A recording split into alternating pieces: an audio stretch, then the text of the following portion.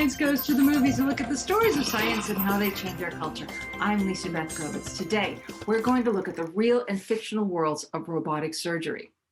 The 1966 movie Fantastic Voyage is often cited as the first movie to feature a sci-fi medical procedure.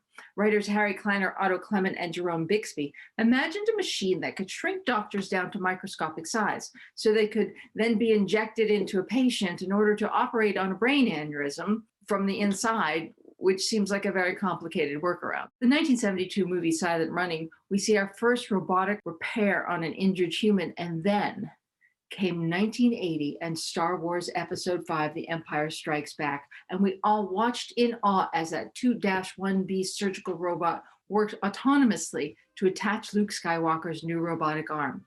Our collective minds were blown, and visions of autonomous robotic surgery began appearing across the sci-fi spectrum. But what's happening now in real-life operating rooms? Our guest, Darla Hutton, is a VP at Intuitive, the company behind the Da Vinci robotic-assisted surgical systems currently working in ORs today. Welcome, Darla. I am so excited to talk to you. Oh my goodness, thank you so much for having me. This is so much fun. I just can't even remember being like this excited, because when do you get to come on and talk about all the things that you love? You know, sci-fi movies, robotic technology, and surgery, all in the same event. So thank you. This is exciting. In Star Wars, like most of our current fictional visions of robotic surgery, Luke Skywalker's new mechanical hand is attached by a robot working on its own. In real life, are most robotic surgical devices executing tasks without human oversight? Well, you know, I think first of all, throughout the Star Wars series, there seems to be a really good chance that you're going to lose a limb. Because like in the 8 movies, I think there were like 8 to 10, limbs that were lost. So thank goodness for those 2-1B robots, right, from the Alliance. I think what's important though about that scene, and I'll start with this, is that Luke actually requested that robot because he trusted it, he knew it. And so he called for the robot because he knew that there was extreme precision in the way that it would perform the surgery on his hand. He would get good outcomes, but that he would also have no scars, little pain, and a fast recovery. You can even look at Return of the Sith, and there's more of those same autonomous robots actually putting Darth Vader together and trusted to rebuild him. So when you ask about the robotic surgical devices today, executing tasks on their own or looking like that without human oversight, I think it's actually a little bit of both. But let me just be really clear that surgeons are always in control of the machines today. There are certain tasks that we can automate with AI and machine learning, so they can execute together surgically seamlessly, but they're always in control. There's 3 main parts of our Da Vinci system. The first one is the surgeon console that the surgeon sits in. Then there's a patient side cart that gets attached to the patient. And then there are robotic instrumentation. So the surgeon sits about 5 to 10 feet away from the patient, where the instruments and the 3D camera get inserted through real tiny holes inside the body of the patient. I just want to be really clear, though, that surgeons are always in control today of the machines. There are certain tasks for certain instruments that can be automated with artificial intelligence and machine learning, but they're executing together in a seamless way with the surgeon in control. So as cool as Star Wars is, in terms of the fictional forefathers of real functioning surgical robots working today, they're also kind of the descendants of like Robert Heinlein's short story Waldo, more than, say, the get this alien out of my belly autopiloted surgery that we saw in Prometheus. Oh my God, you're so right. That real world surgery with Prometheus, with the AI robot like coming out of the ceiling and taking the alien out of Elizabeth's stomach, that just made me laugh at the time, because, why would you spend all that time building an AI to do surgery with blood everywhere, with large incisions, with a big staple across that's going to give her a big scar? So it's probably less like Prometheus and more like what you're talking about with Heinlein's short stories. I think that's really interesting, to me, because he kind of created this hard science fiction where his stories were fantastical, but he was the idea of creating this mechanical arm that could be controlled by the human at the bed. And that's really what our Da Vinci surgical systems are based on. Is that why NASA calls all those robotic tools Waldo? It is. I think the term Waldo actually refers to a remote manipulator that's controlled mechanically or even electronically. And so NASA has always been at the forefront of robotic innovation. But I think it's important for you to know, and for the viewers to know, that Heinlein, he wrote that story about those Waldos in 1942. It wasn't until the 1950s and 60s that that actually became a reality, and they made an arm that could be used to handle radioactive material for industrial purposes. That arm then becomes a DARPA project with the defense and NASA, and we start to see the emergence of robotic research and robotic surgery. We sort of feed on a trough of ideas. Everybody, an idea gets out there, and it has a viral effect to it, and they spread. And sometimes the most amazing real science ideas start in fiction, and vice versa.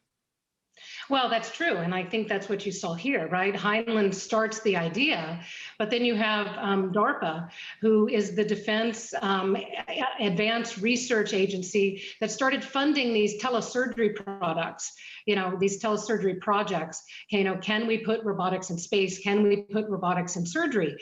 They started thinking about it with, can we bring it where we could put a robot behind the battlefield line, where we could send a robot in to treat the wounded soldiers or assess them, or maybe even up on the moon or at the space station with the surgeon here on the ground. So all of those ideas really funded Dr. Phil Green at SRI. He was at that institution back in the early 80s. Dr. Phil Green, he was doing all this research, but Dr. Gary Guthart, our CEO, was also there at the time doing this synergistic work on robotics. And so what was fun is that they combined all of that into this idea of a company that could revolutionize surgery. And that's where Intuitive Surgical Inc. was born in 1995. With the exception of that one nightmare episode with the Borg, most surgeries on Star Trek are bloodless ballets of hopeful human and technological prowess that rarely even cut the patient's skin. Is that just part of the sci-fi cool factor, or in real life in real bodies, is the cutting of the skin and muscles to get to the thing that you need to fix a big deal? Well, I think Star Trek 4, The Voyage Home, Dr. McCoy, his horrified reaction, as he runs into that OR screaming at the surgeon. My God, man, drilling holes in his head's not the answer. The artery must be repaired. Now put away your butcher knives and let me save this patient before it's too late. Put the butcher knives away. You don't have to drill the holes. It made me laugh because so many of those episodes actually made us go into robotics or become doctors and nurses.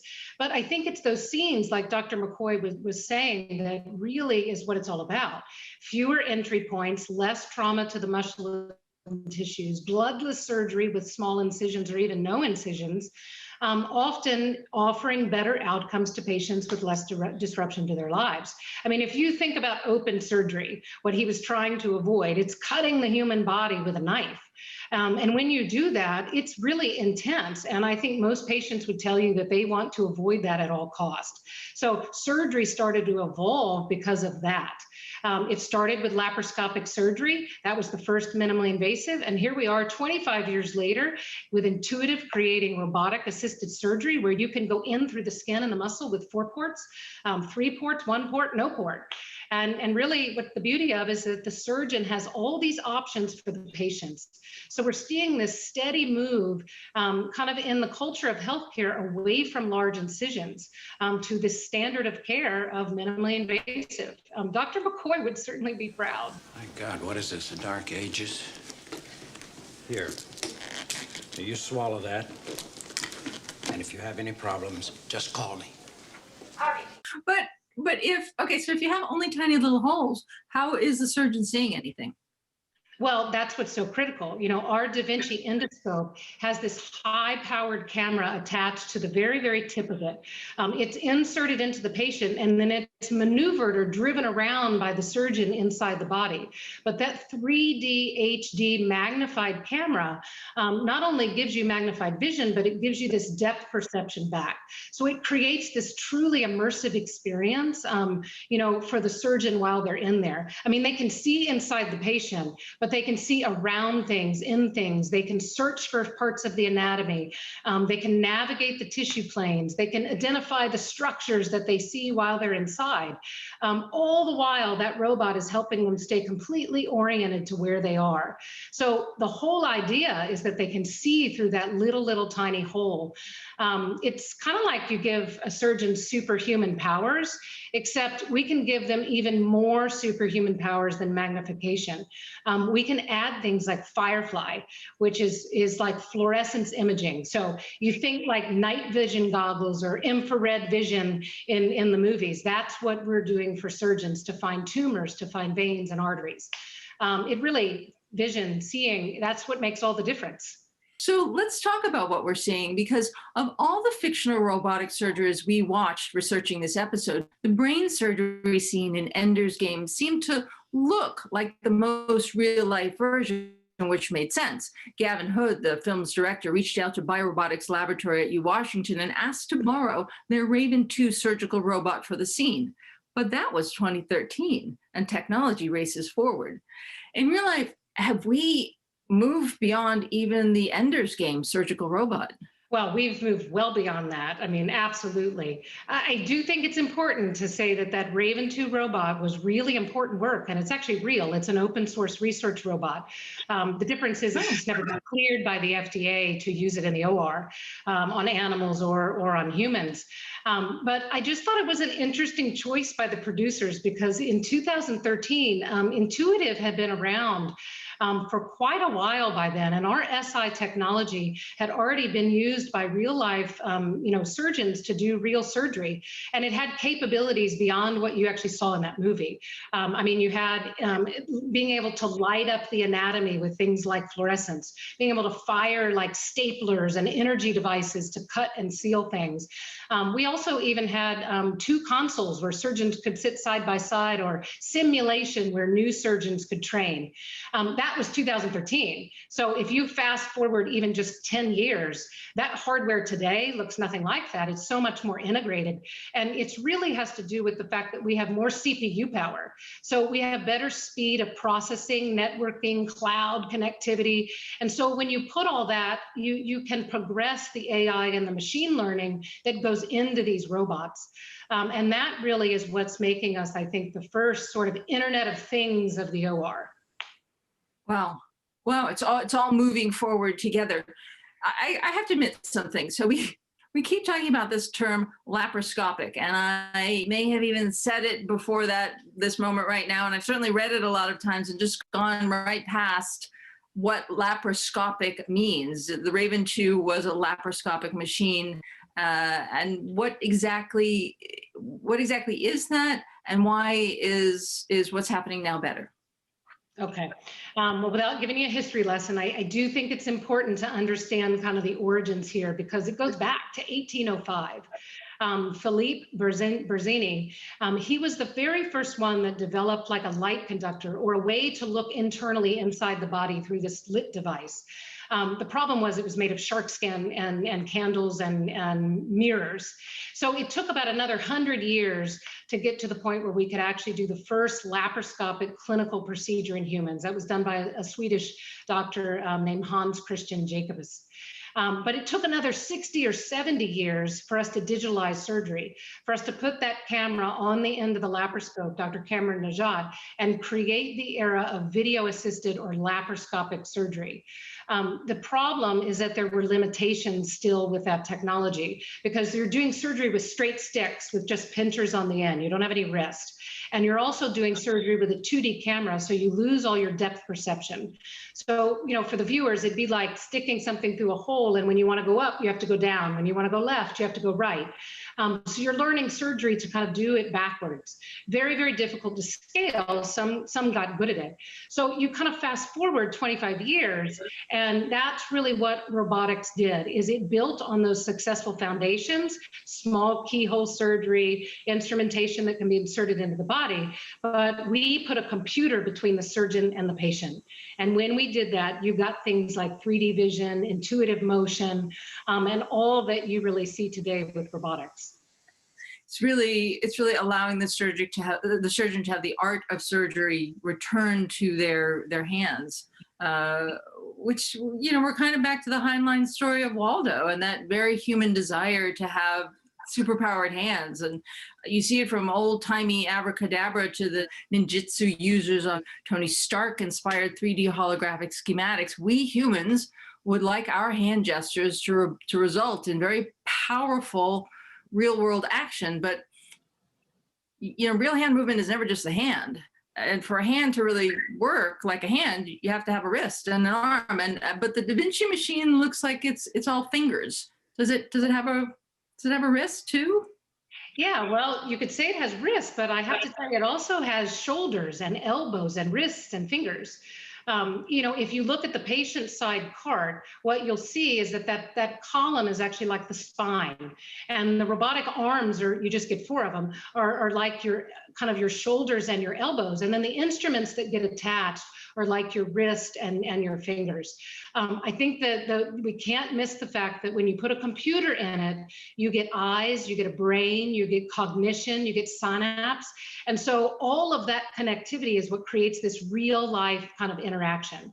You get an eye at the end of your finger. Not only at the end of your finger. I mean, you mentioned like Tony Stark or Iron Spider armor. So it was kind of like Spider-Man and those 3 mechanical arms where they can see around the buildings and they can pick up and grab things. Very, very similar. I'll say just one last thing because I think it's important is that what I just described was our 4-arm multi-port system, but we can go through 1 port, and we have figured a way to actually miniaturize that whole thing, and we can go into the body and deploy shoulders, elbows, wrist, and everything inside the body, including the eyes, and that's called our SP system. Darla, this is so sci-fi and so wonderful. Why isn't it everywhere? Is there hesitation to adapt this technology? Well, there's not. Today we're on our 4th generation of platforms. We have an XI, our SP that we talked about, and then we have our Ion. We've done 8 million procedures in just the short amount of time that we've been around. But we're already in 66 countries around the world, and they've written over 24,000 publications about the impact and the value of this technology. And there's more companies coming. I think the future really is robotic. Prepping for the show, we dug into some 23rd century medicine as depicted in Star Trek, the original series. And I gotta say, Dr. McCoy's sickbay seems really very 22nd century at best. Not a magician, Spock, just an old country doctor. Yes, as I always suspected. Whereas in real life, with every year's physical, I am consistently blown away by the new imaging devices in my doctor's office. So in modern surgeries, how important are these imaging devices? Yeah, I mean, so important, because the whole idea is if we can see more, always, we can do more. So in reality, all of the technology that you saw in McCoy's sickbay, it's really focused on being able to see more. And a great example is our 3D imaging technology. Since you talked about the doctor's office, you know what a CT scan is. It's something that most patients get prior to going to surgery. Well, we have an AI and machine learning imaging technology called Iris. What this allows is for a 3D segmented image to be created. That allows the surgeon to take that, put it on an iPad, and actually show the patient before surgery what exactly they're going to do, where they're going to navigate in the body. And it sort of puts the patient at ease really prior. Some surgeons are taking it like to a whole new level where they're doing 3D printed models of your surgery so you can actually take it home. I think that's really cool too. But the main thing is that 3D segmented image can be brought into the virtual environment, into the surgeon console, and using AI and machine learning, it can be overlaid with the anatomy. And when you do that, it enables that surgeon to start to know exactly where they are, to know where the tumor is, to know where they're going to cut, what they're going to remove before they ever touch the tissue plane. I mean, it truly is like the ability to see beyond the human vision. And it always, again, just makes me kind of laugh to myself, because it's like that 1960 horror film, The Man with X-ray Eyes, except you don't really have like the experimental drops, or the surgeon doesn't go crazy at the end of it. Aw. Yeah. This must be upping the surgical game exponentially. Oh my, I mean, absolutely. And it's true for our Da Vinci surgeons on that platform. I think an actually greater example is our brand new platform, the Ion. This is really enabling a surgeon to navigate with real extreme precision. They can go through small and bendy spaces that they never could before, and they do it with augmented reality. You know, what it's like is like the Fantastic Voyage. You know, when we talked about that earlier, Ion actually features this ultra thin maneuverable catheter that allows the surgeon to navigate almost like a GPS down to all the parts of the body. And so it uses this really super cool technology. It's a fiber optic shape sensing technology. And what that does is allow us to get down to the smallest branches, let's say of the lung, where we can drive all the way down there. And once you're at that destination, what that allows a surgeon to do is biopsy something. And so you can imagine, if we could biopsy a real suspicious nodule when it's about the size of a couple cells and decide whether it's cancer or not, we could treat a disease so much earlier in the process. So it's the key to navigate with precision, but to do it with technology. And physicians are just going wild for this technology because they don't know where it's going to go yet. It's extraordinary, really extraordinary.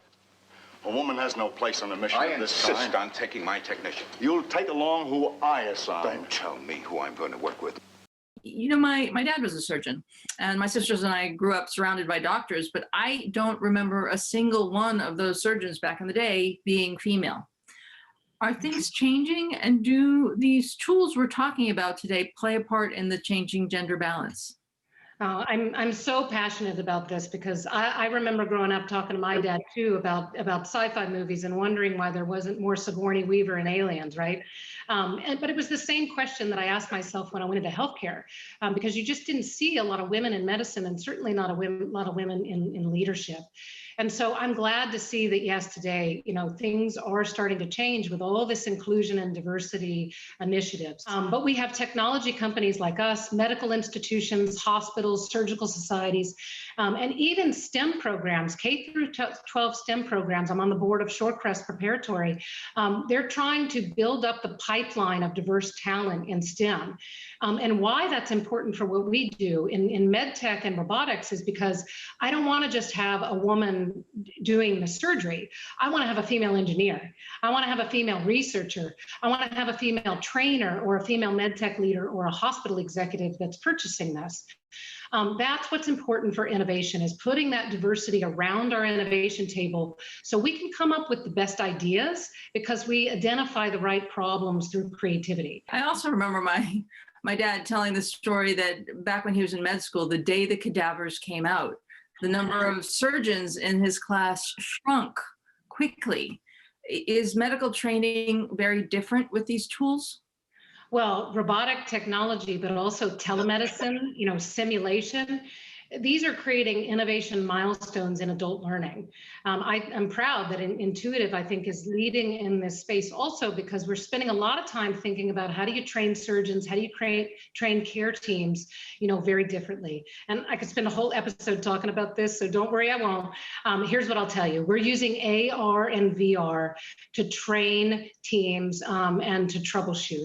We're using simulation and gamification to make it fun, but to train outside of the OR. We're also using telementoring, and that allows us to port an expert surgeon into an OR virtually with a new learner from somewhere around the world where they can help that surgeon learn how to do the procedure or learn the care or teach the care team how to do the choreography around that. I mean, it's just really outstanding.